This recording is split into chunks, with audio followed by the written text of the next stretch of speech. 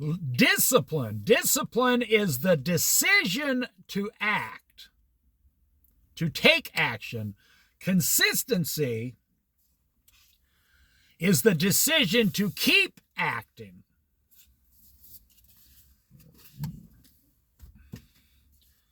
So we're going to talk about if you want to accomplish anything in life, you need two things.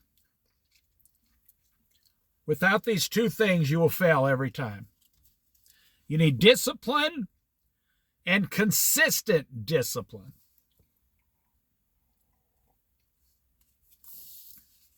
Everybody has a degree of discipline, and everybody has a degree of consistency. Now, you have discipline more than you think. You feed yourself every day, right? You have the discipline to do your laundry every 2 weeks, or in my case, once a year. No, I'm just kidding. Maybe.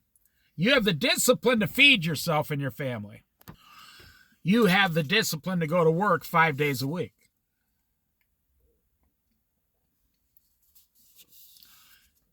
You have the discipline to shower every day and brush your teeth twice a day.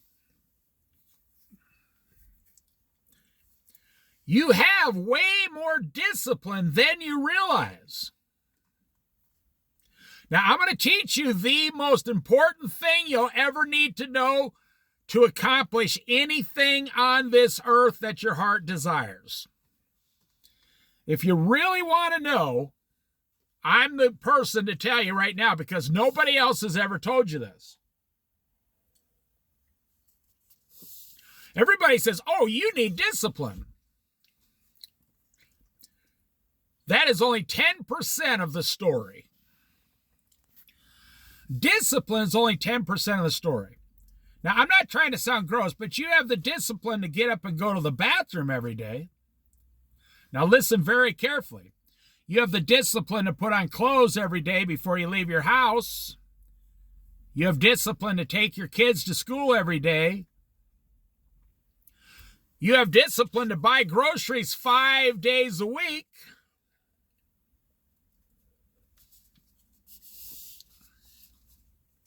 So how do we transfer that discipline over to everything else? Well, it's not what you think, so don't jump ahead, I'm telling you. I mean, I don't care if you listen to this video or not, to be honest. I could care less, but you don't even have the discipline or consistency to listen to this video. And no, I'm not using reverse psychology. If a video is not a shorts video, so they say on my channel, my long videos that are horizontal, sideways, are 10% of my audience. And 90% of my audience is shorts videos. And only 50% of those people listen to the whole shorts video. We are in a society like the young people say they're going to save the world. No, you're not going to save anything because you don't have the tools to do it. The world is not going to be saved by swiping videos every 7 seconds. It's not going to happen. And actually, it's more like every 3 seconds. 1, 2, no, don't like it. 3, swipe.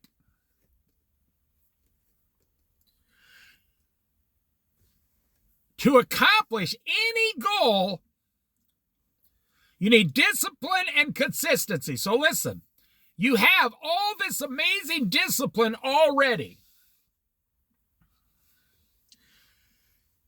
And you have all this amazing consistency already because I can guarantee you are going to keep feeding yourself until the day you die. I guarantee it.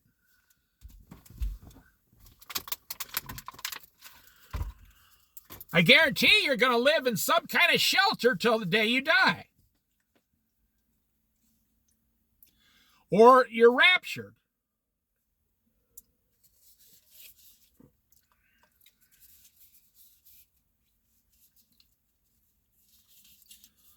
I guarantee you're probably going to wear clothes every single day till the day you die. Even at your funeral, they're going to put you in some clothes and put you in a casket.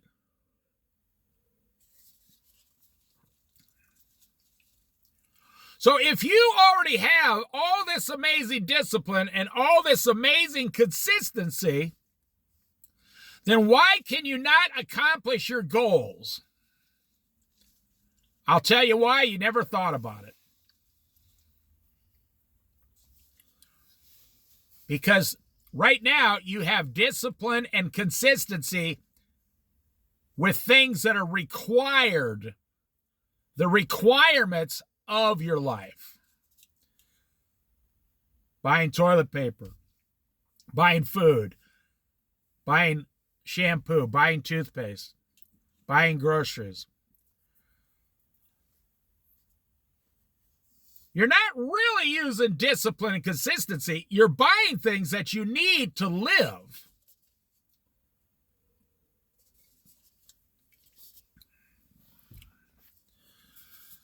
So when you say, I'm going to go to the grocery store, you don't need any discipline and no consistency.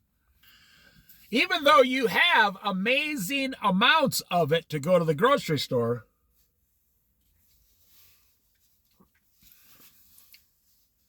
you know, Arnold Schwarzenegger, one of the world's most famous men, richest men, said, to accomplish any goal, you need routine. You need a routine that you do every day, 7 days a week without failing. Until the goal is completely accomplished, and then you move to the next goal.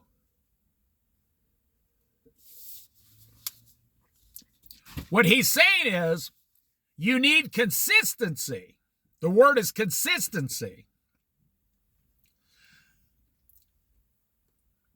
So you go to the grocery store, you don't need discipline and consistency. You can go to the grocery store and make healthy tacos. It's going to take you a half hour at the store and an hour at home. So you say, well, I don't want to do that. I'm going to go to Taco Bell instead. There, you just threw your discipline out the window. There's a voice in your head that said, I don't want to spend all that time at the store and all that time cooking. And what you did is you threw your discipline out the window. You made a choice and you threw your consistency out the other window, the passenger window.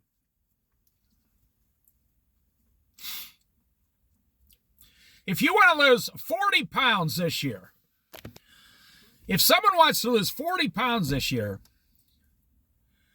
you have to get up 300 for the next 300 days in a row.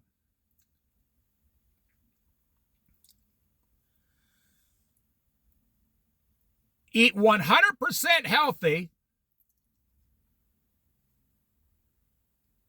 Lose 1.5 pounds a week. Well, actually 40 pounds in 50 weeks. You'd only have to lose like 0.8, less than 1 pound a week. You have to know what your body does. You have to know what the healthy foods are, what your body responds to. And you have to do it for the next 350 days nonstop. That's the consistency. And then you achieved your goal. Every day you stop with the discipline and the consistency, and you eat some junk, and you gain, let's say you lost 20 pounds, then you gain 2 pounds back. Well, now you didn't just waste one day. Now it takes 2 or 3 more days to lose the 2 pounds you just gained back. You'd be better off if you just maintained what you were. Every single person you've ever seen or known that has accomplished something amazing,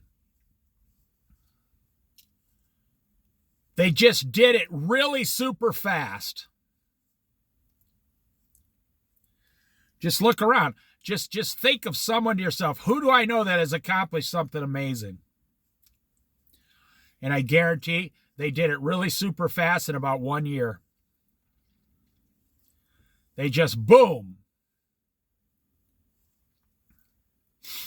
I know a couple, married couple, a little younger than me. They wanted to get out of their one-bedroom apartment and go to a two-bedroom apartment.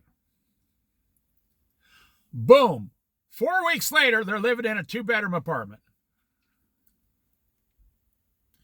It was fast.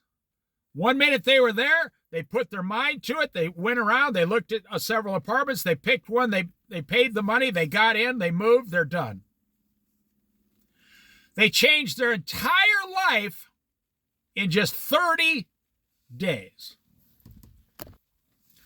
Even though they live in the same town, but now they're in a different part of this town, so now they're gonna drive a different route to go to work. Now they're gonna go a different way. Now they're probably gonna even go to a different gas station. They might even switch to one of the other grocery stores that's closer.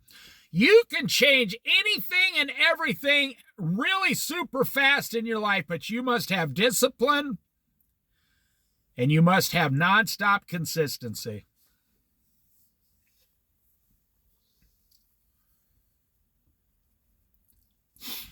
Now, the reason you have it now is because you're doing it with the things that are required to survive. That's why most homeless people living on the street, well, now this will blow your mind, actually. Most homeless people have discipline and consistency to, like, drink alcohol, take drugs, go over to a certain part of the woods and sleep at night. And you know, most homeless people do the exact same thing every single day, nonstop. Some homeless people are far more disciplined and consistent than most people who are working. Even a homeless person gets into a routine of survival. But what I'm saying is, you're using all this energy for discipline. You're using all of your energy for consistency. Some people are using those two energies to be homeless, and some people are using them to live a normal life, and others are zoned in so hard. You know, someone like Arnold Schwarzenegger or Tom Cruise or Elon Musk or Jeff Bezos, those guys do the exact same thing every single day. I had a person ask me last year, how did you lose weight? They said, just tell me the simplest way. I said, vegetables. And the person said, well, that'll do it.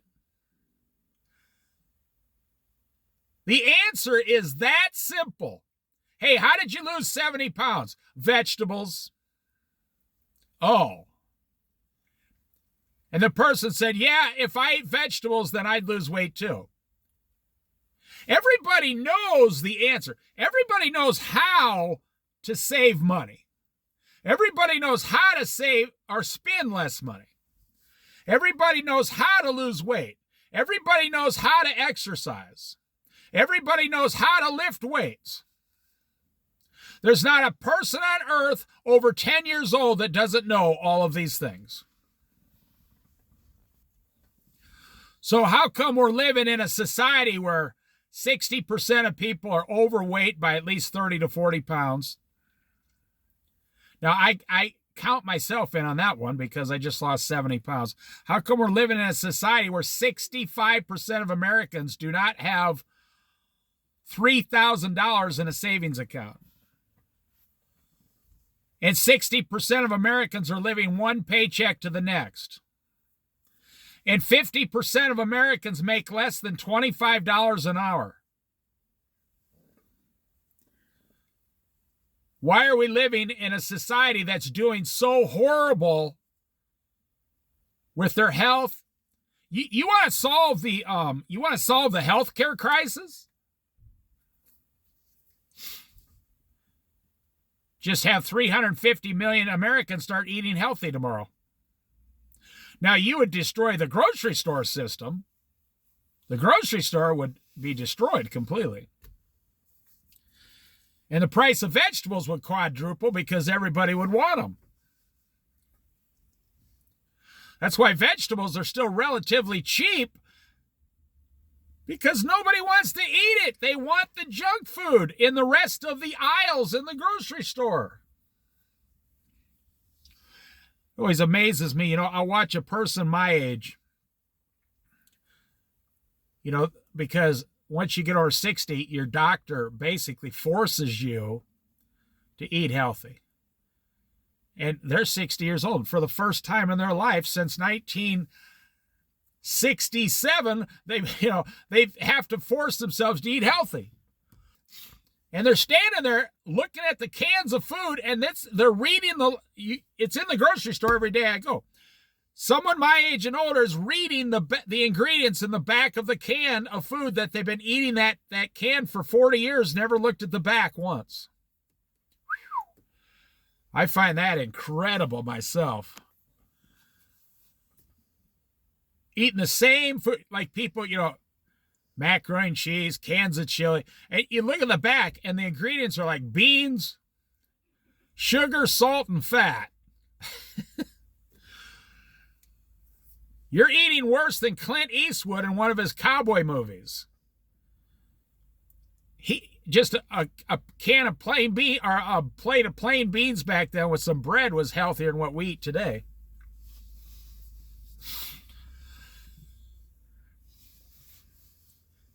Now let's back up a minute. Every single person I know has a secret goal that they would love to accomplish.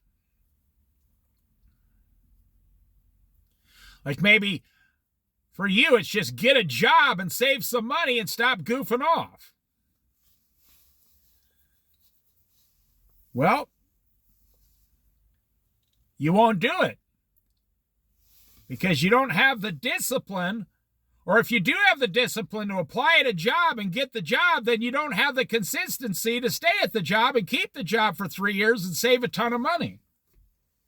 And the longer you wait, the worse your situation gets in the long run.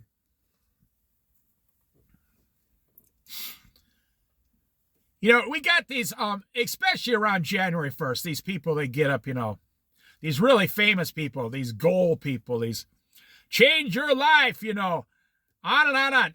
There's no secret to it. You don't have to pay anyone anything, not a single dime. All you have to do is say, this is what I desire. Now, here's the thing. I'll tell you something that if you just listen to anything in this video, listen to this. You already know what your goal is, and you already know how to achieve it. Wow. You can't lie to yourself. You know what it is. You're not walking around, like some stupid little robot toy saying, well, I know what I want, but I have absolutely no idea how to obtain it. Nobody does that. Every single person I know, they know exactly how to obtain the thing that they're desiring since they were like 20 years old. And it's always something extremely simple. Like you want a little sports car. You've been wanting a sports car before you met your wife, got married, had 17 kids. And the 17 kids took all your money.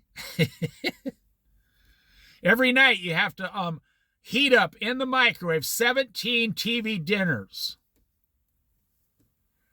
for your 17 children. And you say, man, if I could just get my hands on $15,000, I could get me a sports car.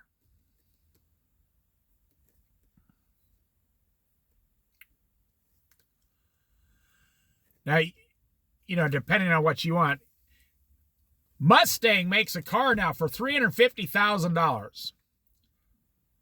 I just saw it. They're 2026. You can buy one of these limited edition Mustangs It's basically a race car that's street legal for 350 grand. And they said so many people want them, they can't keep up with production. Dang. I think they were going to make like 800 of them a year. Now they got to make like 3,000 because so many people want them. I guess there's, 10,000 people in the world that just have so much money, 350,000 is nothing. Now, I guarantee those aren't the people that think about Jesus every day. No. You can't think about Jesus and spend 400, 500,000 on a car. There's no way. I don't care what anyone says. I've never met a rich Christian trying to buy a $1.5 million Lamborghini. No. Because God changes your heart. So anyways, to back up what I was saying, go backwards. You know what you want and you know exactly how to get it. Now, here's the thing that kicks you in the butt every time. It annoys you. You hate it. You despise it. And I'll tell you what it is. Accomplishing your goal is always way easier than you ever thought it was. That's the crazy part about it.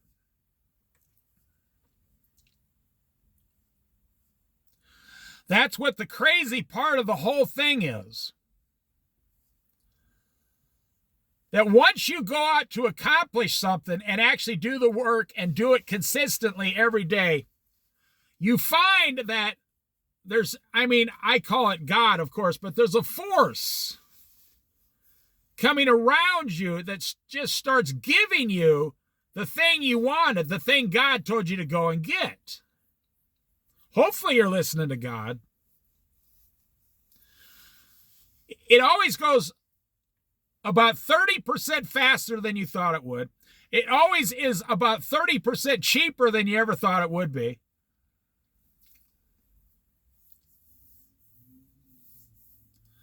It's about 30% easier than you ever thought it would be. You say, okay, I want a sports car. You think one day I'm going to buy a $150,000 Corvette. Yeah, but if you really want a sports car, you could just go down and buy like a 1980 Fiat Spider with 75,000 miles on it in mint condition for about $12,000. I just saw one. It wasn't in mint condition, but I saw one on Craigslist in another state. It ran perfect. It only had 100,000 miles on. 1980 Fiat Spider convertible. It was black. Beautiful car. I'd say it's about 90% mint condition. And they only wanted $8,000 for it. And it was like an Arizona car, so there was no rust, zero rust. They only wanted $8,000 for that car.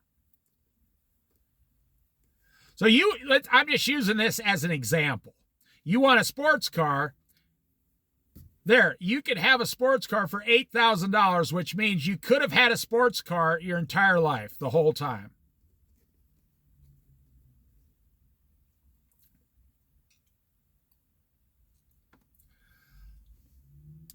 Whatever your goal is, you already know what it is. And here's the thing, you already know how to achieve it. In fact, you know how to achieve it more than anyone else because it's your goal and you've been thinking about it for 30 years.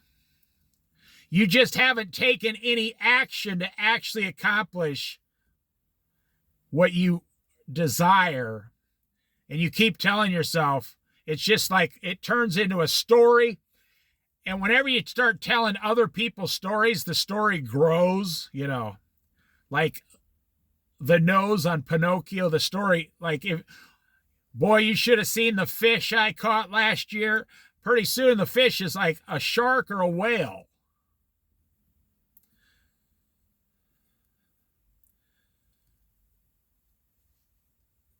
And so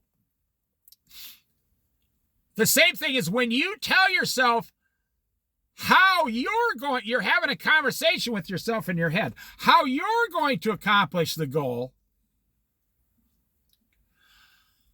the negative story always grows in your head about how hard it's going to be.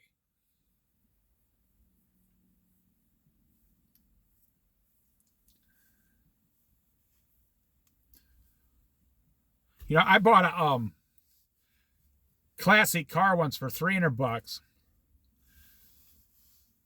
I was about 19 years old. And there was a farmer who had a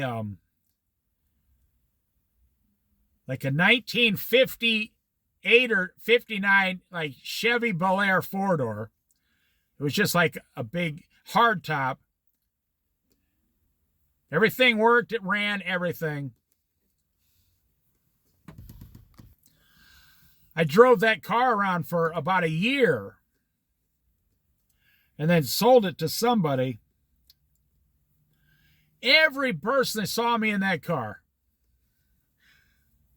So I bought this like 58, 59 Chevy Bel Air, two-tone, two colors, brown and tan. You can see it in your head, yeah. The hardtop was brown, the body was tan. Like, where'd you get this? Where'd you get this?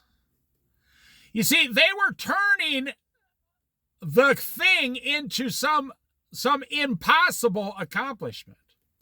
Like some magic must have happened. I must have special information, or I must have won a bunch of money, or my dad must have gave me this. And I said, well, I looked in the newspaper because that's how you found things back then. And I had to drive like 18 miles out of town to some farm. And it was sitting beside their barn. I said, well, it was in the newspaper and I just bought it. How much did you pay for this? And I said, $300. Actually, it was $350. I remember it, $350. And they just stare at me. They're like, you're lying. Nope, I'm not lying. There was no magic to it. I just consistently looked in the newspaper. Well, I was living with my parents, you know, and I was making $400 a week and I had no expenses, you know, in 1981. I mean, I was sitting high on the hog. I could buy one of those cars every week if I wanted to. I remember bringing that car home. Oh, my dad loved that car. He was like, what piece of crap have you drug home this week? Or he said, this month.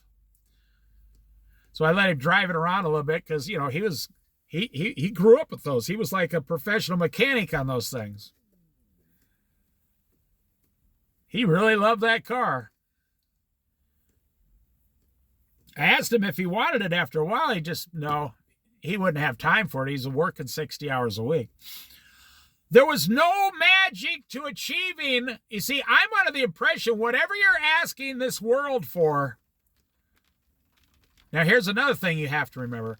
The world has probably got something better for you, actually.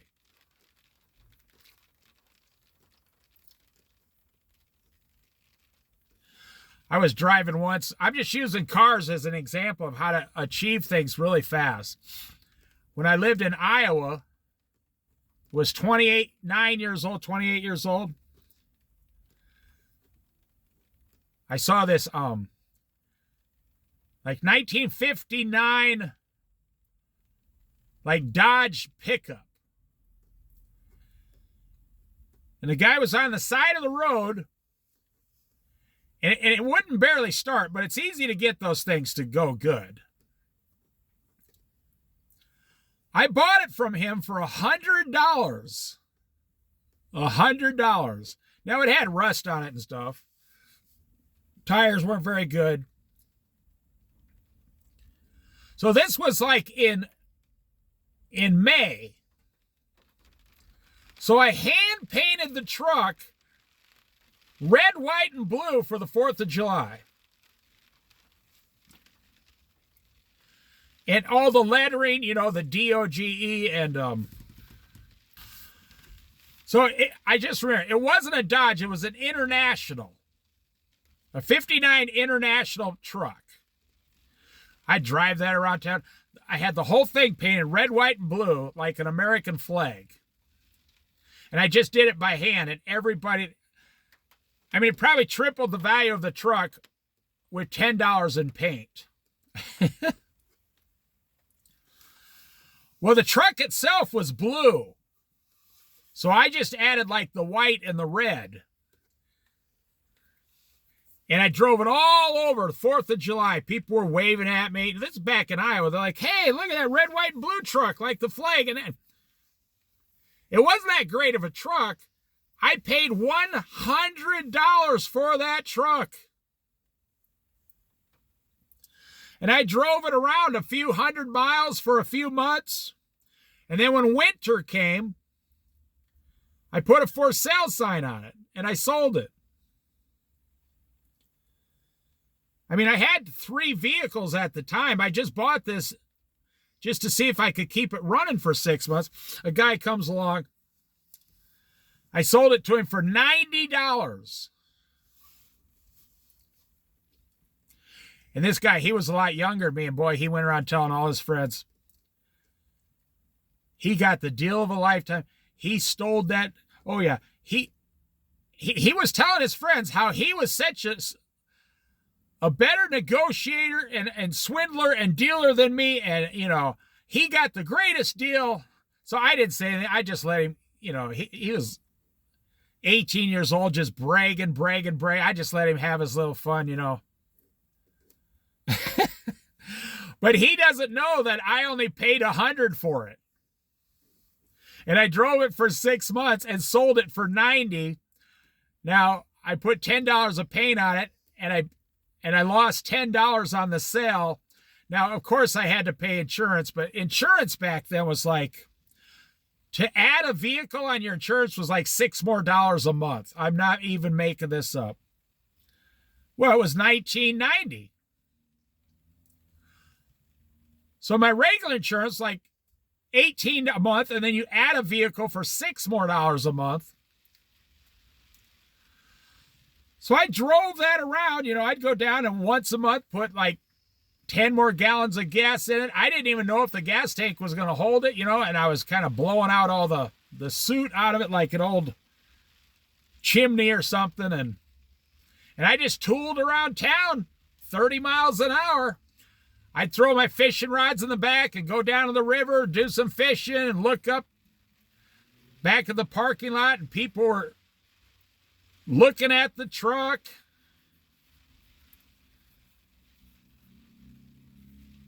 Now, I didn't have a goal or a desire to own that truck. I just have a goal and desire to live a certain way. And what I have found then, you know, God comes in and gives you the desires of your heart. But let me wrap this up.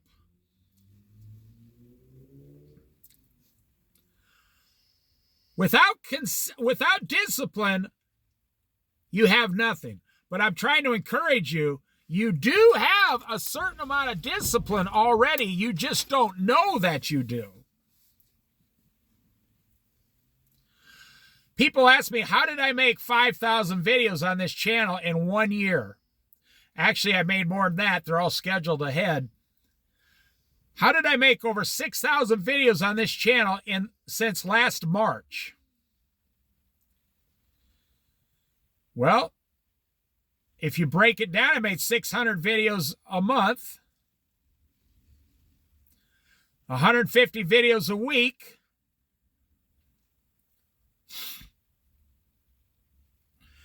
Each video takes me about 2 minutes.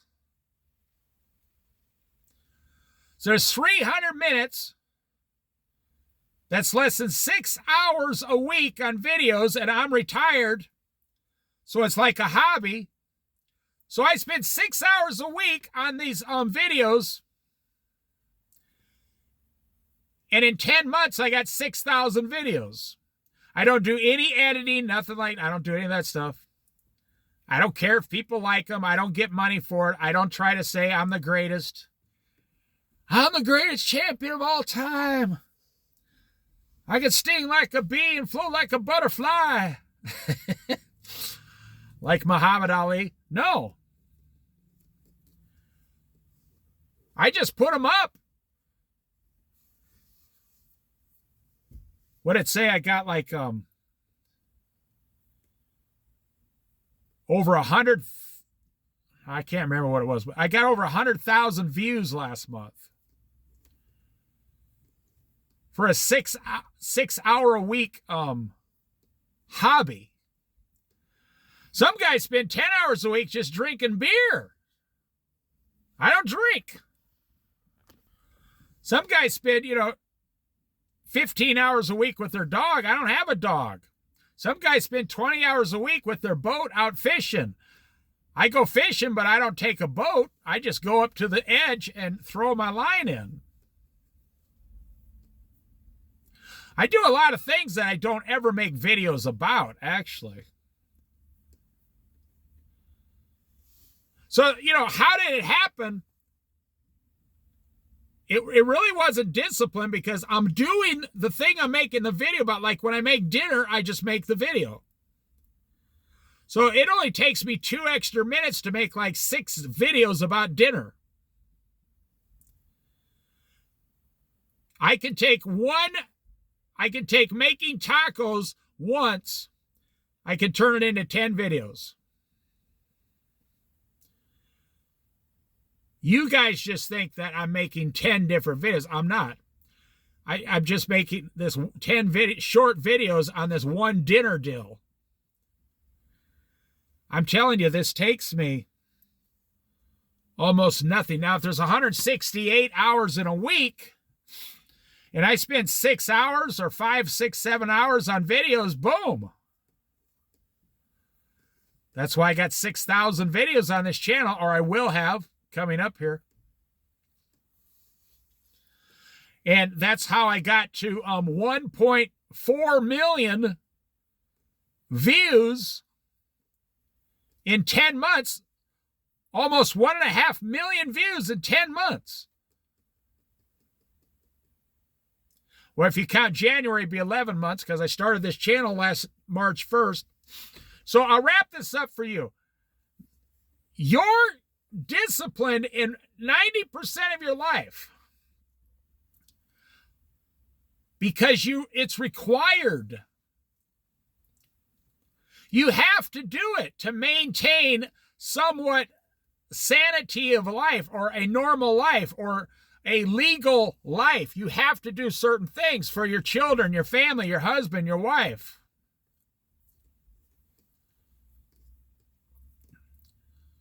And 90% of your life is very consistent, but it's just the daily, boring, go everyday type of stuff. And really, as far as your children go, you're really just training your children to do stupid, boring, mundane things. I think children in America over the last 60 years have got a bum rap. We could be training our children to do anything. But we're training them to take out the garbage on Tuesday. You see, our focus, if your child is 25 years old and they say, what did all the adults teach you in the first 25 years of your life? They say, well, I know how to cook a Hot Pocket in the microwave. Do you know how to cook anything else? No, my parents, they did all my cooking. They didn't show me how to cook.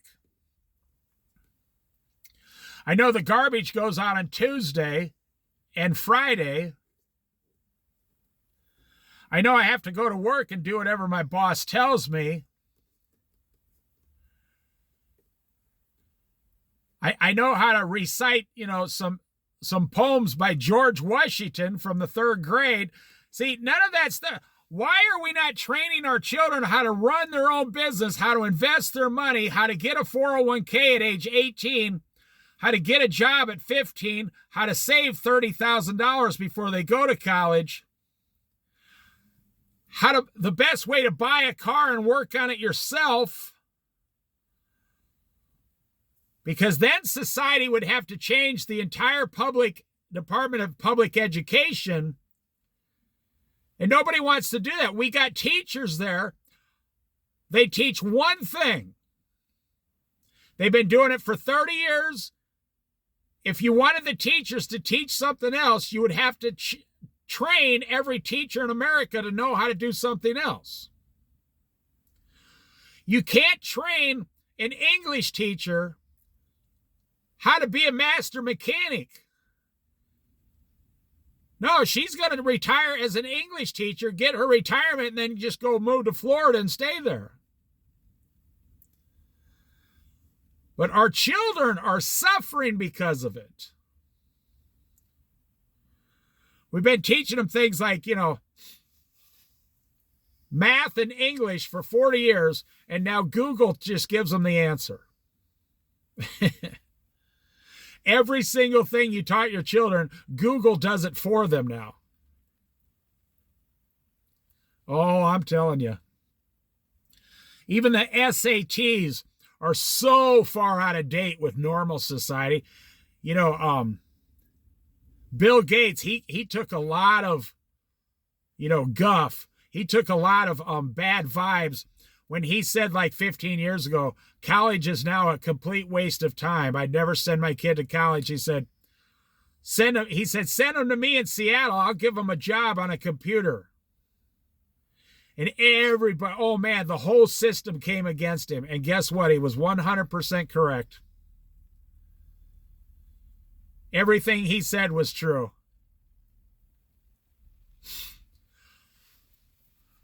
Because the Department of Education, like any government institution, is so large, it doesn't want to change. They've been going in one very slow, monotonous direction for 30, 40, 50, 60 years. They're not going to change. That's true with every agency. But it's also true, that's why I brought it up, with you. You've been working at the same job for 10, 15, 20 years. You go to the same grocery store for 10, 15, 20 years. You've been eating the exact same food for 10, 15, 20, 25 years. You never change either. But let me end it right here. You know exactly what you want. Number one. And number two, you already know exactly how to get it.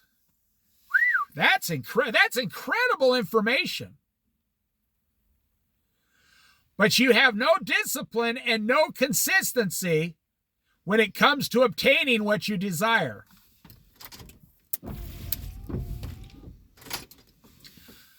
I tell people the quickest way to achieve your goal is from point A to point B. Point A is wherever you are now. It can't be wrong. It doesn't matter where you are, what your situation is. That's point A.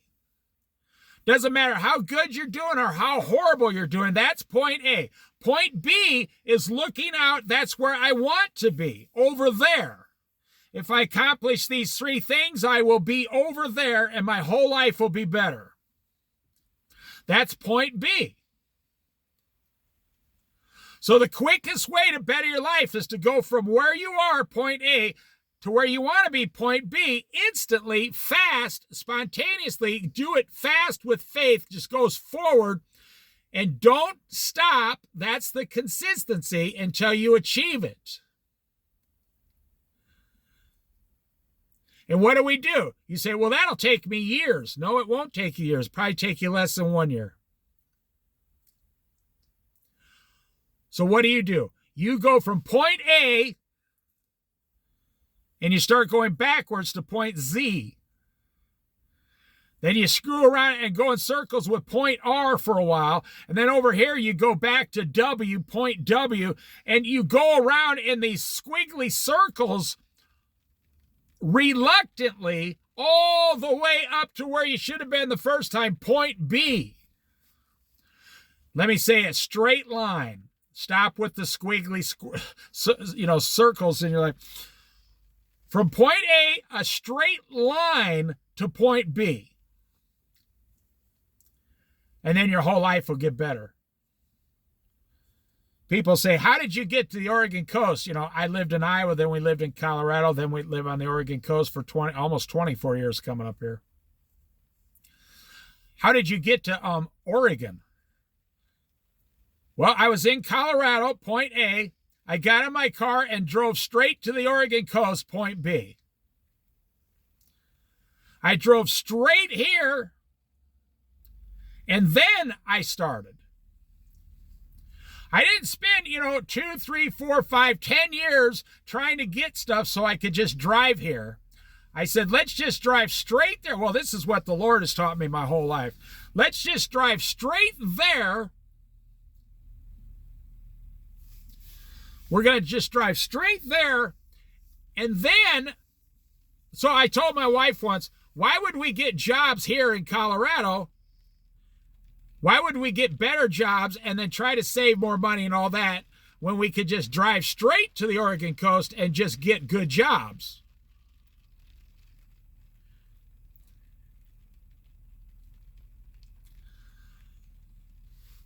Everybody knows where they want or what they want, and you know exactly what it takes.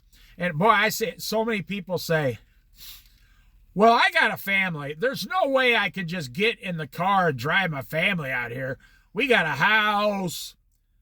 We got a garage full of stuff. We got a storage unit full of stuff we pay $200 a month for. We got investments. We got 401ks. We can't just get up and go like that. And I say, well, okay, then what's your goal in life? They say, well, to live on the Oregon coast. But we can't do it. I'd love to do, oh boy, I would love to live out there next to the ocean every day, but we can't do it. And I say, well, what about the people that live there now? Well, they must have been there for 50 years and they bought everything cheap. No, what it comes down to is your goal to move to your dream location? It doesn't have to be the Oregon coast, just anywhere. Is your goal to move to your dream location, or is your goal to stay where you're at and be financially safe and secure to where nothing bad ever happens to you? That's the fear. That's where the fear comes in. Which one do you really want? That's why I call it the 5% Club. I'm only making this video because it's the first of the year. You already have the discipline. You already have consistency in other areas. You're very disciplined and very consistent when it comes to eating pizza and fried chicken. You're very disciplined and very consistent 5 days a week when you pull into the McDonald's drive-thru to buy your lunch. When you go to the Starbucks every morning to buy your coffee. Like the wild horses couldn't drag you away from the Burger King drive-thru.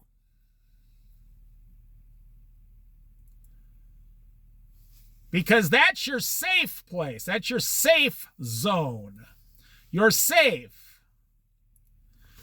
But that's not your dreams. That's not your desires. That's not your goals. That's not the thing you yearn for when you're alone. You know, and I'm telling you,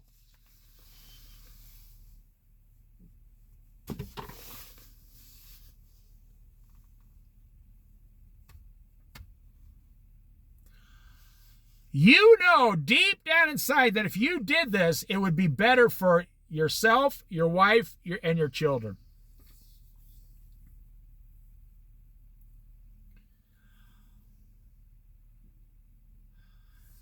Now, for me, I'll talk about myself for a short minute here. I don't have any special abilities. In fact, I achieved the things I achieved mostly by default. I mean, the Lord gave them to me, but I didn't have any other choice. Like, I didn't have a lot of money and all this stuff in my life. I either just went for it or I just stayed where I was.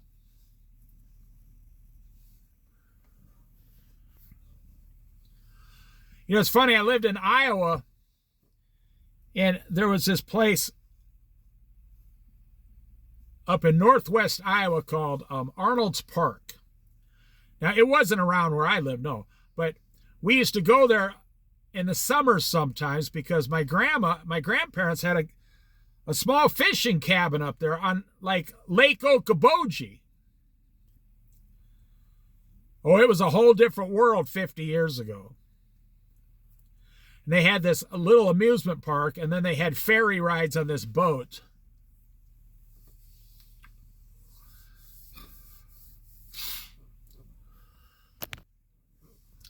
And we'd go up there for 3 or 4 days, you know, when my dad had a vacation. And as a child, that place was so amazing. I mean, it literally was one of my most favorite places on earth. And, you know, I was like 20 years old, barely. And I got a date with this girl. And she says, you know, she was like a farm girl. She's like, you better impress me on this date, you know. So I drove her like 3 hours up to this amusement park, to Lake Okoboji. And showed her my grandma's cabin. We were walking around and stuff. I said, yeah. Are you impressed? She says, well, she actually had to stop and call her mom and say, I'm 3 hours away from home on my date. And she says, well, I don't think any guy's ever going to top this.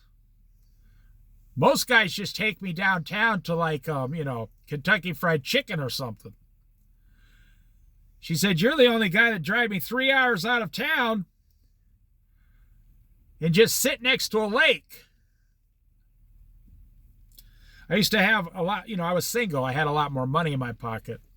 She was a nice girl. I mean, you know, I just took her back home. We never went out again. I mean, you know, we just ended up being friends. But that's what I'm saying. It's not a special ability I have. It's just by default, I go from point A to point B usually because I really don't have enough energy to run around in circles. No, not at all. I'm kind of like the tortoise and the hare. I'm the turtle. I'm the tortoise. The tortoise sees a head of lettuce like 100 foot in front of it. And the tortoise just pushes straight forward towards the head of lettuce so it can eat it. The rabbit runs around in circles like a crazy rabbit and then ends up running the opposite direction.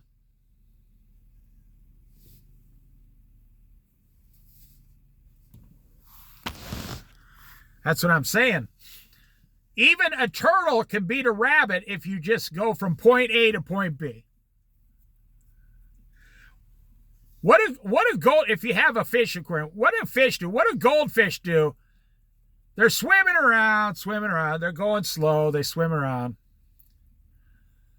They go from one side to the next. As soon as you walk in the room and put a little tiny bit of food on the top of the water, what do? Wherever they are, they go straight towards the food as fast as they can. They don't think about it. They don't go around. They don't take a detour. They don't tell all their friends, hey, come with me. I learned that when I was younger, that no one is going with you except your wife. Even your family members will not do what you want to do. Everybody has their own fears. When I was going from Iowa to Colorado, people said to me, "You can't live in Colorado." Now, I'd never been out of Iowa. I was believing them. Now, I was very young. Well, I took a couple trips, but I was very young. I thought they were telling me the truth. I said, "Why can't I live in Colorado?" They, "Oh my gosh, up there in the mountains like that? And all the crime out there in Colorado? Are you kidding me?" Now, there was no Google back then, no search engine, no internet. You had to literally just, if you didn't know someone who lived in Colorado, you had to go to the library and just look up books about Colorado. Now, I wanted to live in Colorado because I was watching Grizzly Adams as a child, and I wanted to go to the mountains ever since I was like 10 or 12 years old. So my brain thinks point A to point B. I'm in Iowa. I'm just going to get in my car and drive to Colorado, and I'll figure it out when I get there. And that's how I've done every single thing. And boy, the warnings, they just kept warning me. My mother, my father, my brother, don't go. All my friends, whatever you do, don't go there.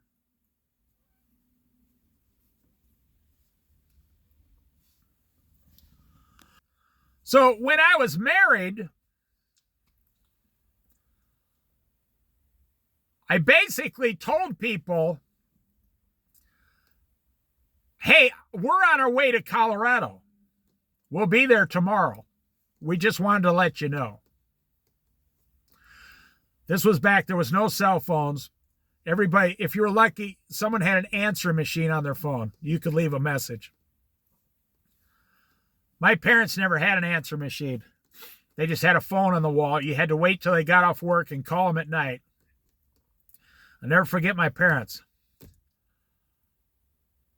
You're where? Question mark. I'll be in Colorado tomorrow. I'm going to go live in Colorado. My mom was so worried. Well, because she's never left Iowa. She actually has never really traveled anywhere out of the state of Iowa. And that is a typical person from that generation. And for me to go to, now my older brother was an over-the-road truck driver. He's been to every state. Well, not Hawaii. He didn't drive his truck to Hawaii. He's been to every state several times. So he was somewhat encouraging. Like once I got there, he said, "Well, I said, here's what I found out. It was just as easy to get a job in Colorado as it was in Iowa. It was just as easy to get a one-bedroom apartment in Colorado as it was in Iowa. It was just as easy to buy a used car in Colorado as it was in Iowa. It was just as easy to go to the Walmart and buy me some pants. Well, back then it was Kmart. Go to Kmart, buy some clothes in Colorado as it was to go to the Kmart in Iowa. The prices were exactly the same. And here's the funny part. I got to Colorado, and because of the different laws and stuff, the wages were $1.50 an hour more than Iowa. So I told my wife, I said, and that's the thing, our rent, when we moved there, was only $400 a month in Colorado. And we were both making more per hour. By moving to Colorado, we had an extra $250 a month. Except now we were in the mountains doing all these amazing things for 9 years. And something happens to your brain. Well, I should say it the other way around. when you do the same boring thing for 30 years, something happens to your brain, something not good. When you're doing new and exciting things, and it's safe and fun, and it's a new adventure, your brain turns back on and uses part of your brain you never even thought you had.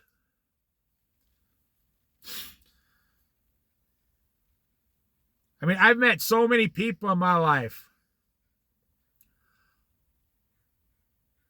My dad always said that he wanted to get in a truck camper and just drive across the country. Now, he was a professional truck driver just locally, but he could have done it. But they got stuck on the farm with their house, you see. So they never fulfilled that dream.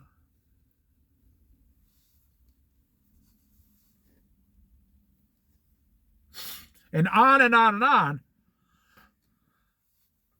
I've met many millionaires on paper. They got $1 million on paper. They, not counting their house, I mean, they had $1 million in investments or cash. Like if you said go cash in, they could get $2 or $3 million in the next 30 days. And almost every single millionaire I've ever met was doing something that they didn't want to do. Because that's how they all made their money. They made their money by work 70 hours a week. Get 2 or 3 houses, get rental properties, work. And they had all the money to fulfill all their dreams, but now they didn't have the time to fulfill any of their dreams. They had all the money and no time. And if they stopped working 70 hours a week, well, their money would go away and they'd have to sell everything and then just retire on the $2 million. And now, for someone like me, $2 million, I could live 10 lifetimes. These people, they got a lifestyle. That's another thing. These millionaires, they're living on $75,000 a year 30 years ago. So they really only have enough money for like 15 years.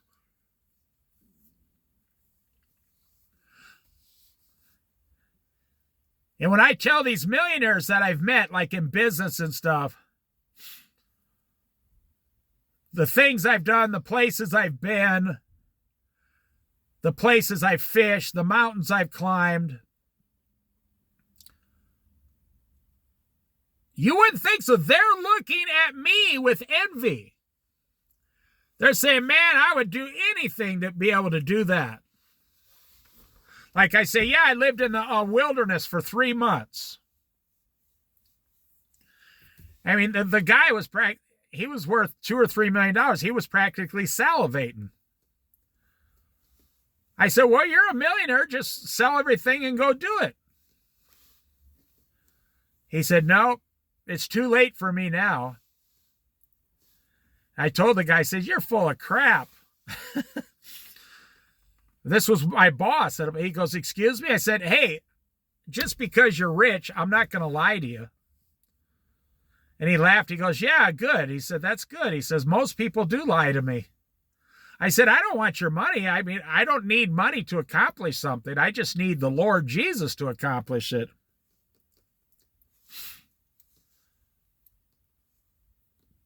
I said, you mean you spent your whole life trying to get this goal accomplished? And you spent your whole life working and getting these millions of dollars, and now that you're here, you're not going to accomplish your goal?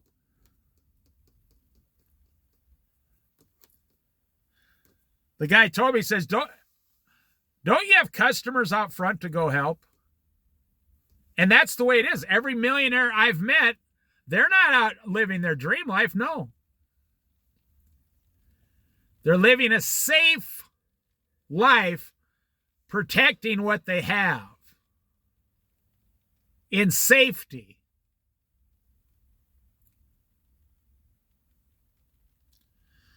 There's very few rich people. Well, look at Tom Cruise and Brad Pitt. I mean, what do they do all day? They work. Like Tom Cruise literally works like 100 hours a week.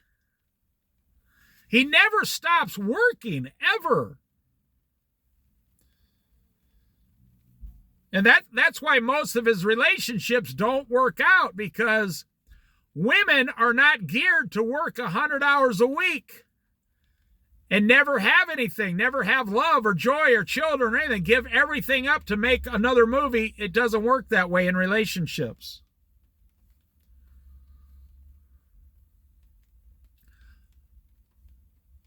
That's why he always has like a new girl every 3 months.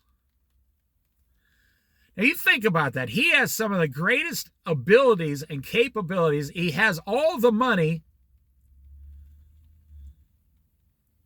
And he says, well, I just need to make another movie, another movie, another movie. Just go from one experience. But what do you really want out of your life? Well, now he's in his 60s like me, so he's probably not ever going to do it. I'm not talking about getting enough money to where you can have, 12 houses around the world. That's not a way to live. You need 12 houses around the world, 12 sets of security guards, 12, leasing companies to watch your house, 12 maids to stay at the house and each house and keep them clean, 12 sets of insurances. Each house has to be insured. 12 electric bills, 12 water bills, 12 tax bills. That's what King Solomon said. He said, after I surveyed, King Solomon, the book of Ecclesiastes, after I surveyed all that my hands have accomplished on this earth, that guy basically said he would have been better off to completely start over, serve God, have one wife, some children, serve the kingdom, and he's done. And that's how he started out. But then he ended up serving money towards the end of his life. And he said it turned out to be meaningless. And one of my favorite sayings is a chasing after the wind. We've gone through this many times on this channel. It's God. Love God with all your heart, mind, soul, and strength. Number 2, love yourself. Then number 3, take care of your family. Number 4, get a job that your hands love doing. Number 5, take care of your food and your money. You're done. That's Christianity in a nutshell right there. There's only 5 or 6 things God requires of you to do once you become a Christian. Serve God, love your neighbor as yourself, then your family, your wife, your children, raise them up in prayer and the Bible and Jesus Christ. Number 4, get a job that your hands love to do. Number 5, your food and your money. Now today that would be food that is healthy, try to eat healthy, and your money, invest your money wisely to where you're not going to lose any and it honors God. And then you repeat. Then it comes, you repeat discipline, then you repeat consistency, and you're living like God wants you to in a nutshell. And because you don't have all these houses and all these things, so when God comes to you in one of your prayers and says, I got something I want you to do. I want you to move to Southern California and start a new church. I want you to move to Connecticut and start a sandwich shop.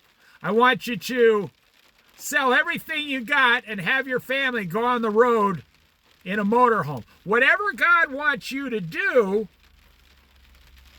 then you'll just be free to do it immediately. You see, I'm not the only one that goes from point A to point B. I didn't learn that on my own. God taught me, the Lord.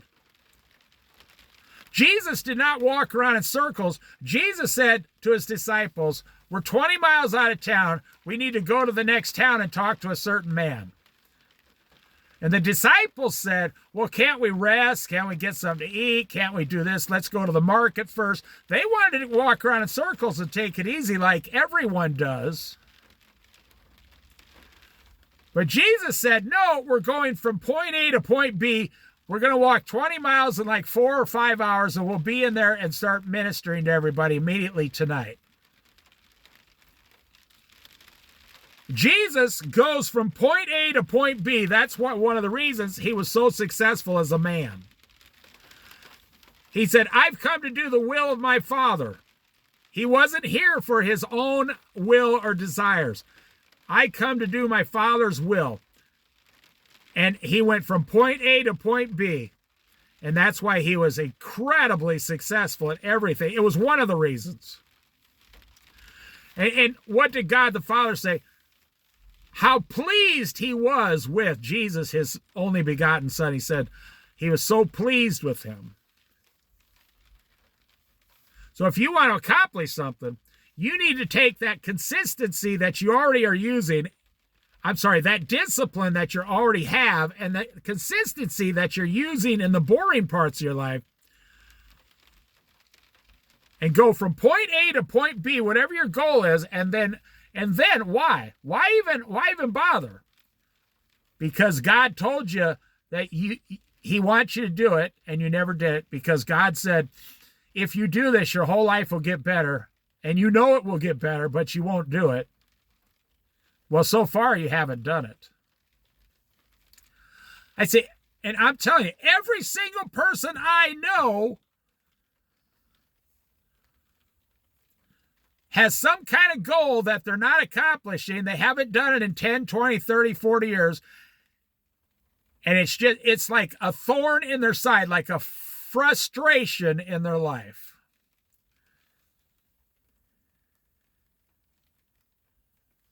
I know people, they live up in Astoria, Oregon, where it rains a lot because it's so far north. And they always say, boy, I would love to live in Brookings, Oregon, on the southern Oregon coast, where it rains 30% less. And I said, well, just get a U-Haul van, throw your stuff in, sell most everything, and just drive down there and get an apartment and get a job. Why don't you just do that?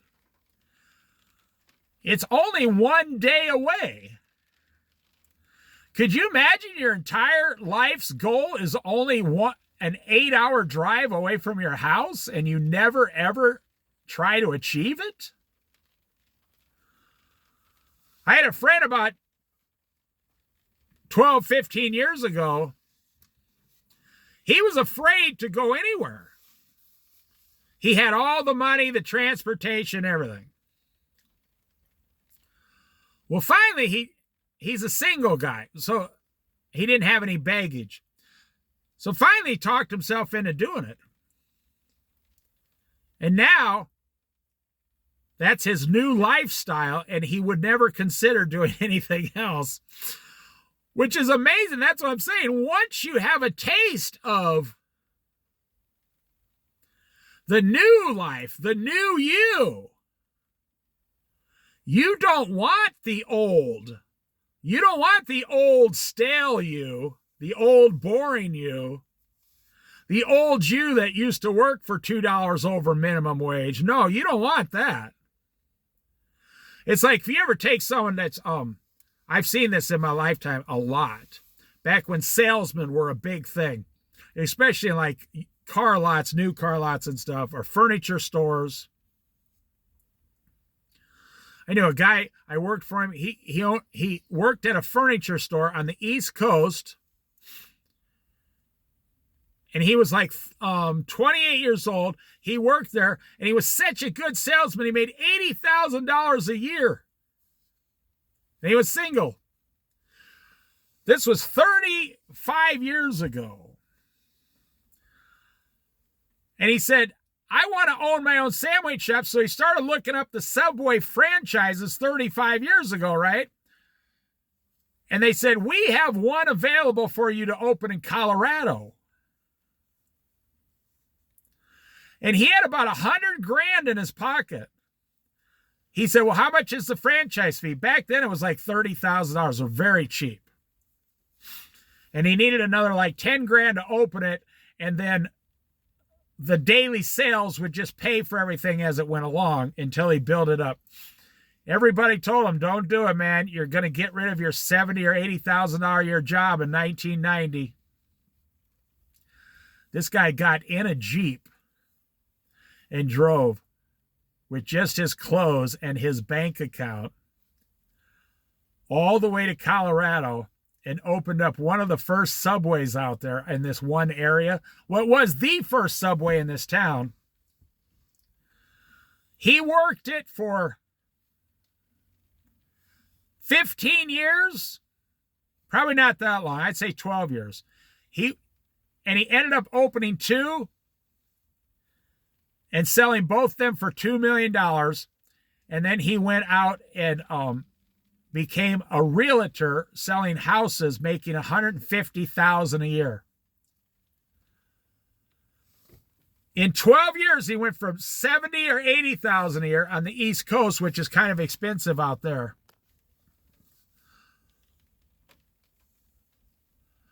to 12 years later, having $2 million on him and doubling his income selling houses. It was right at the housing boom, too, in Colorado. And he was selling houses like as fast as he could get the contract signs.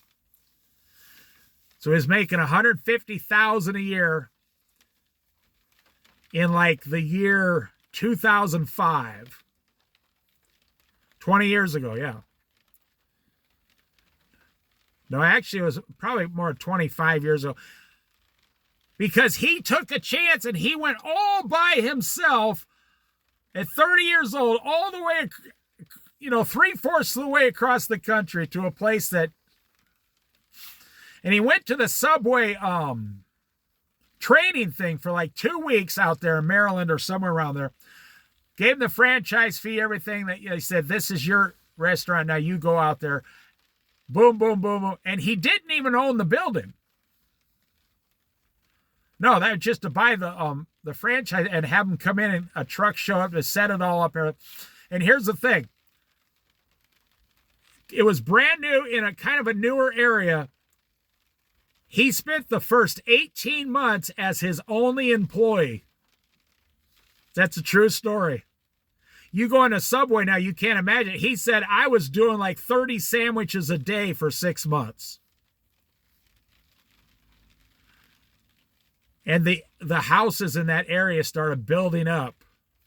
And he kept with the consistency and the quality of the product. Now, Subway was a lot better back then. They were the new hot item. And man, I'll tell you, even their bread, everything was so good. I worked for him. I know the whole story.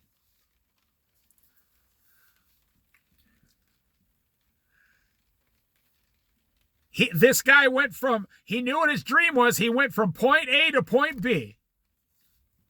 That fast. And I mean, I'm 63, so he was like 12, 14 years older than me. So he'd be about 75 to 78 years old today. Now, I think he's still alive because he was a big time health nut. And he used to run like, he could easily run 10 miles, no problem.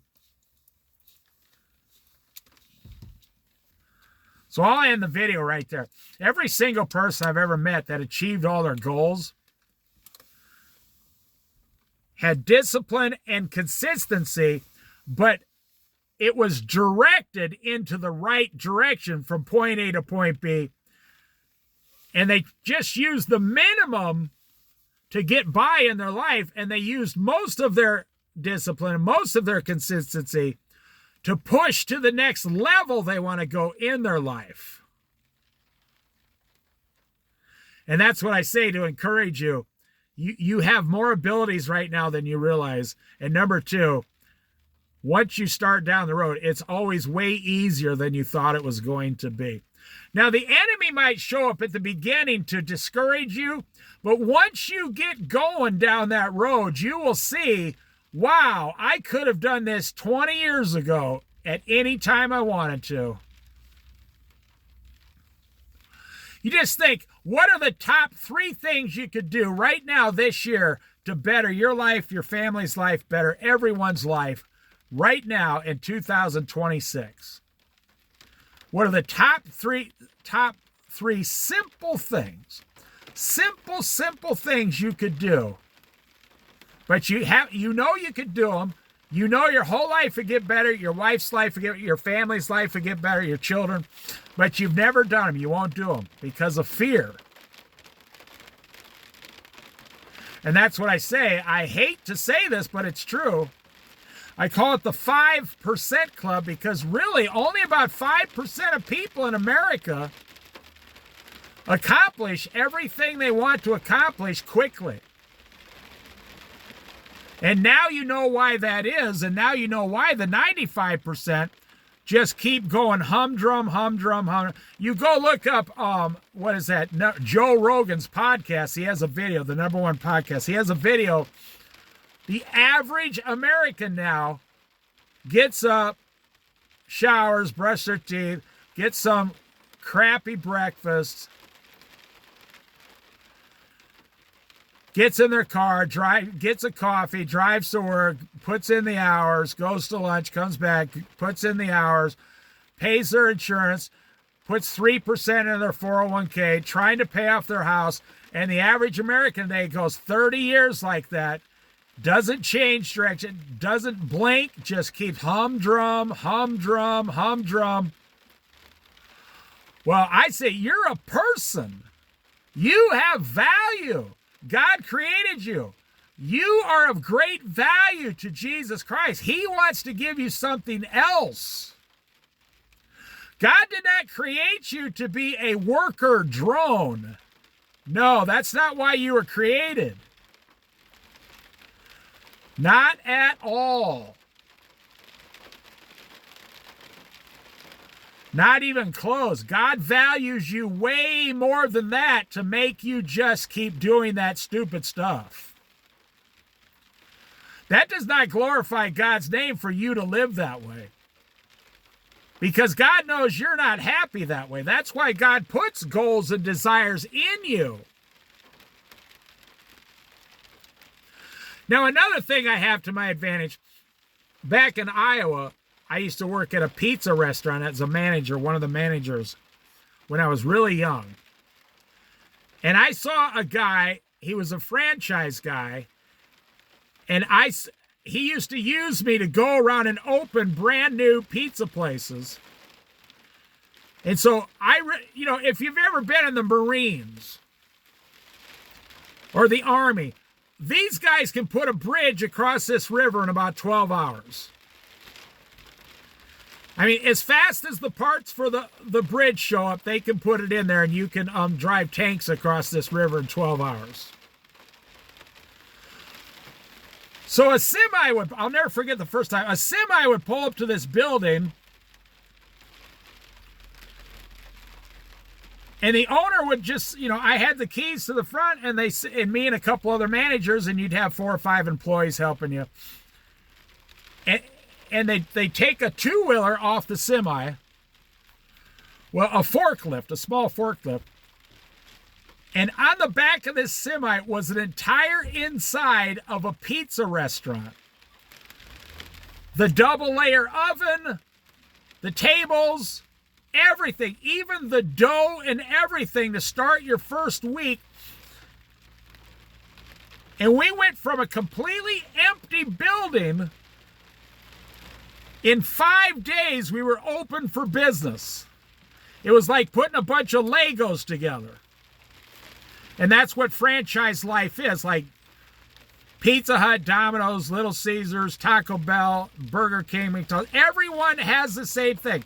In 1 week, they can turn an empty building into a full-blown restaurant selling stuff.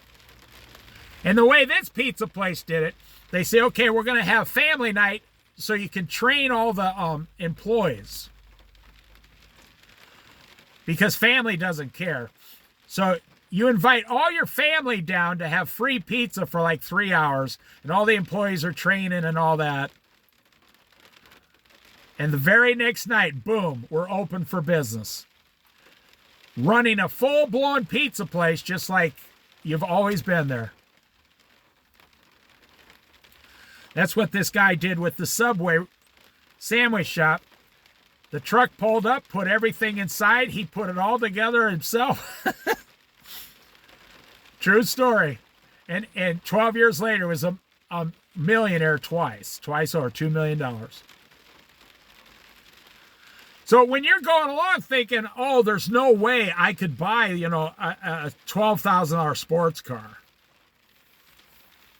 There's no way I could move to my dream location. There's no way I could get a job making twice as much as I make now.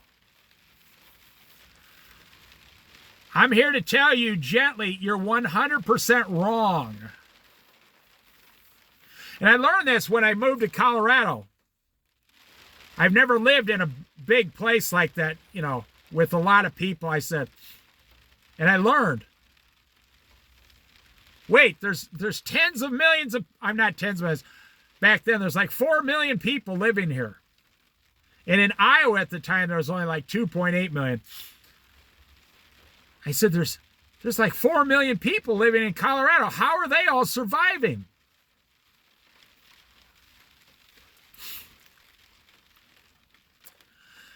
What I learned was everything I've been told about the world in general was a lie. Even from my parents, because they've never been there, so they kind of had a fear of it. All the school teachers that told me, you're not going to do that. You're going to become a doctor, a lawyer, a nurse. Well, when I was in school, only women became nurses. Men did not become nurses. In 1970, 1 out of 100 men were a nurse. Today, men make great nurses.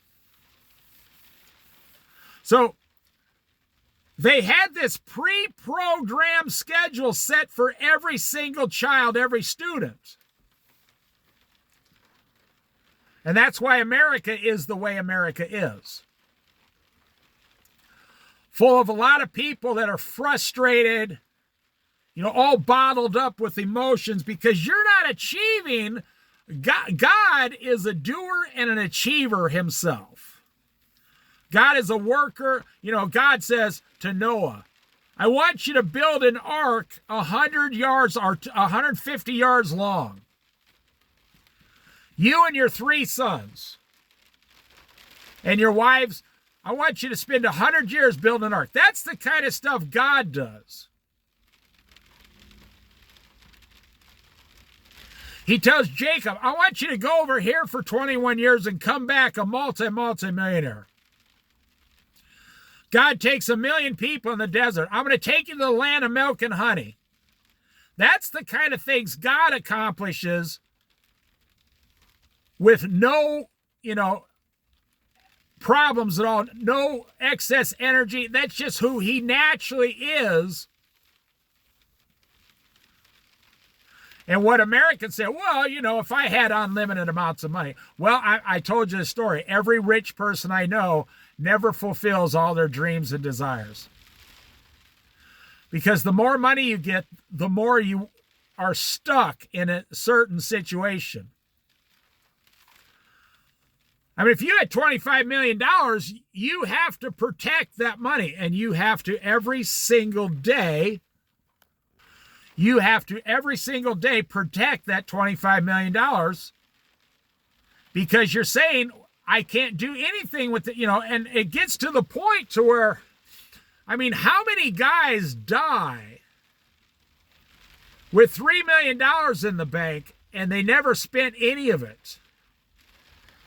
And I'll tell you, I'll just end right here. The best time to do it is while you're young, before you get so hung up on the issues and the details. The best time to accomplish all your goals is before you're 50 years old, from 20 years old to 50 years old. Get it out of your system. Get it out of your system. The time, like they say, there's no time like the present. I had a friend who used to tell me, why do tomorrow what we can get done today? We were working together. And the work was done for the day. We've done all the work. And he would say, let's pick 3 things we have to do tomorrow and get them done right now before we leave. So when we get here in the morning, we'll even be that much further ahead. And he taught me that when I was like 21 years old. I said, oh, okay. I said, go ahead. I'll let you do them all. Now, he would laugh. He was a school teacher. He'd say, you mean we're going to do them? I was actually the manager of the restaurant, but he was the one teaching me how to do it. He was a school teacher. Man, he was a great guy. And so I learned that, like, you want to do the dishes at night before you wake up in the morning, so you don't have all these dirty dishes for the next day. You want to get ahead. Or you might want to throw your laundry in the washing machine before you go to bed, so when you wake up, you can just throw it in the dryer and it's done. There's so many things, but what we are in America, we are stuck in this pattern.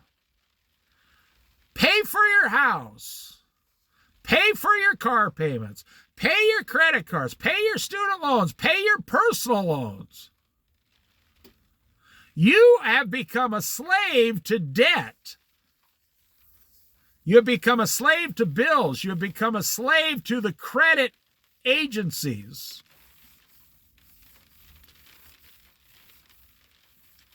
That's what the Bible says. The borrower is a slave to the lender.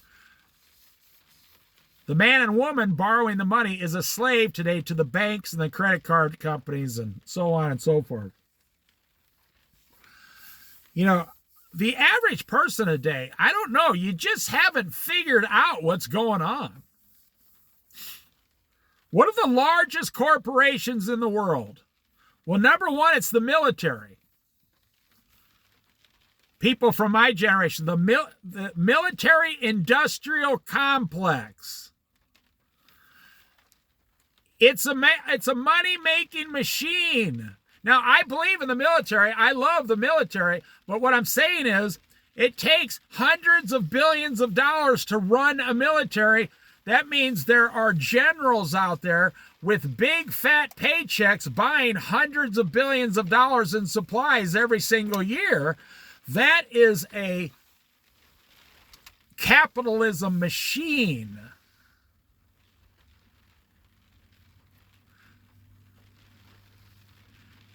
I mean, if you just go by what it takes to feed every member of the military in America, it's billions of dollars a year just to sell the military food. You want to get rich, sell the military a better way to eat, and you'll become a multi-millionaire in a few months.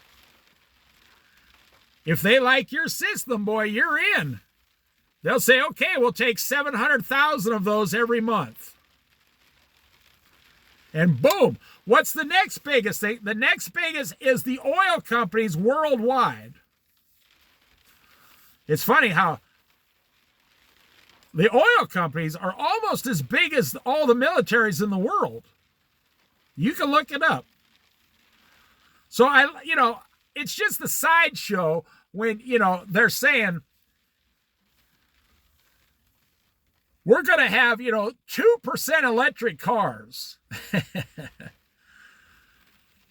And if you look at that new show, I've never watched it, but if you look at that new show where that, I can't remember his name, but he's the oil company guy. He works for the oil companies, and it's that like cowboy show in Texas. He's got all those problems. And he tells in that show as he goes along, just really how big every oil company is in America, in the world. Donald Trump just took the leader of Venezuela out, and what's the first thing he said? We're going to have the oil companies go down and invest billions of dollars into getting the oil things going back again. Wow. I'm not saying that's why he took the guy, but that was their first reaction. Now that we're in control of Venezuela, we're going to start with the oil. That was their very first reaction. It's like the 3rd or 4th largest oil reserves in the world. And what's the next largest thing worldwide is the food system. And then the housing system worldwide. Then everything filters down from there. And it's funny how you go to work for $24 an hour complaining that you're not getting enough. You know, actually, considering the industries that I just talked about, the healthcare system is worldwide is relatively small compared to all those other things. They can fix the healthcare system anytime they wanted. They can fix the oil companies. They can fix the military. They can fix all the food in the world. They fix mostly the housing, but now, no, we don't have enough. We can't fix the healthcare system. No, that's... You ever hear the saying, people only do what they want to do? They're not going to do something if they don't want to do it. That's why when you ask your child, you should never tell your child, take out the garbage now. No, you should say, do you want to do the dishes, take out the garbage, or mop the floor? You pick one. And they say, oh, okay, I'll take out the garbage. Then they want to take out the garbage. Or maybe one child says, I'll do the dishes. Give them a choice. And then they'll do it gladly. You know, you can make a big, huge, mind game out of the whole thing with your children, teaching them a lot of stuff. So the system I like with children is certain jobs pay a certain amount, and it's on the wall, like in a bar. If you're going to order stuff, the prices are on the wall. You go to a hospital, they don't tell you what the prices are. You go to the doctor, you have no idea what the price is. You go to the insurance company, you don't know what the price is. But so what you do is you have on the wall a list. Okay, doing dishes pays 50 cents. Doing the laundry pays $1.50. Taking the garbage out pays a quarter. Mopping all the floors in the kitchen pays 75 cents. And then if they ever fight over a job, you just have them, you can have them pick a number out of a hat, or you can just have them cut the deck for the highest card. Whoever gets the highest card gets the first pick of the job. And now your child is saying, you should never give a kid an allowance. You should say, this is how you make money around here. Oh man, someone like me, I can come up with 300 ways to make my kids sweat, for 25 cents, sure. Just like my dad did, and my mom did, and my grandma did, and my grandpa did.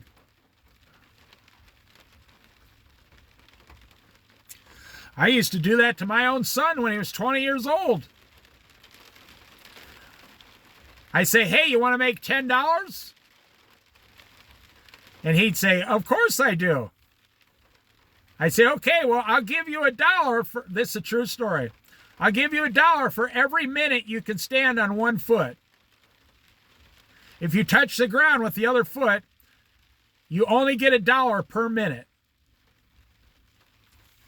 So if you can do it for 3 minutes, one time my son did it for like 14 minutes before his leg finally gave out and he fell on the ground. And I had to give him $14. It was just a game. He needed money and I needed entertainment and I wanted a bonding, and now he remembers that. So now he has children and he's saying, when his kids are like, can I buy something? He could say, how long can you stand on one foot? Let's see here. And it's teaching your children that money is not free. Money requires effort every single time. And that's what you should teach your children as soon as they're about 7 or 8 years old. And as soon as they're 10 years old or 9 years old, you should have them in the kitchen learning how, not dangerous stuff like boiling water, but every 10-year-old in America should know how to fry an egg and make pancakes.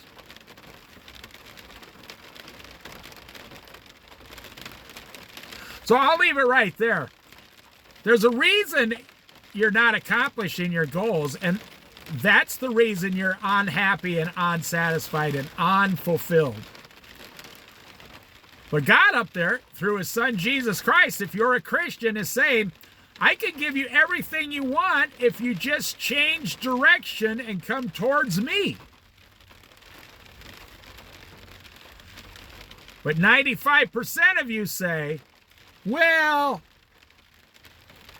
I think I'm just going to stay here and be comfortable. I'm always amazed. So many of you have like $100,000 in a 401k just sitting there. Yeah, well, that's my retirement. Well, that's funny because you know the stock market says that's their yearly income. You know, it's funny because the stock market will take your 100,000 and go out and make like 15% interest, and they'll pay you like 9%, and they get 6%. They get $6,000 off you for free. And you say, well, I got $9,000, I'm happy. No, they got $6,000 of your money because you didn't invest the money and keep it. I mean, this, you can look it up. They did a survey. There are corporations out there charging you like 3 to 6 or 7% every year for 25 years of your 401k, and the average person loses like 40% of what they could have had more. Because of all the fees and stuff taken out. Why do you think those companies want to get a hold of your 401k? So they can make a lot of money off your free money. If you came to me and said, I'll give you $100 million, Dave. And I said, okay, sounds good to me. I'll pay you 7%. 70,000 times I'll pay $7 million a year. I'm going to make 1%. I'm going to get $1 million a year out of managing your money.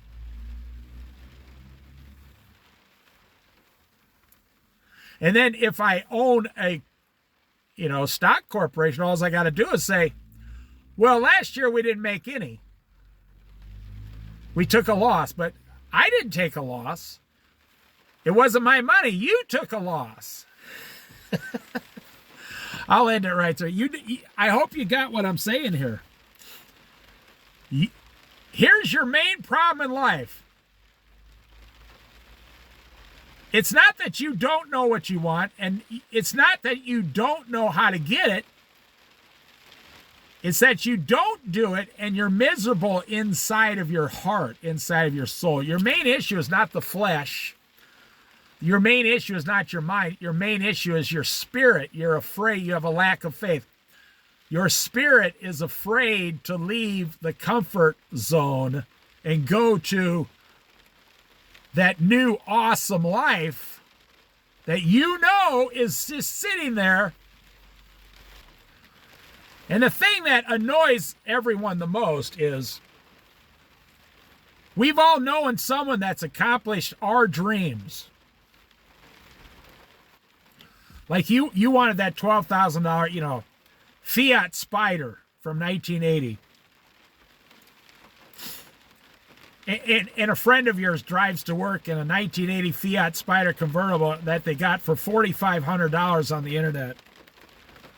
And you're sitting there staring at one of your coworkers or your friends or something sitting in your dream. And you're not going to say anything out loud, but you're just kicking yourself.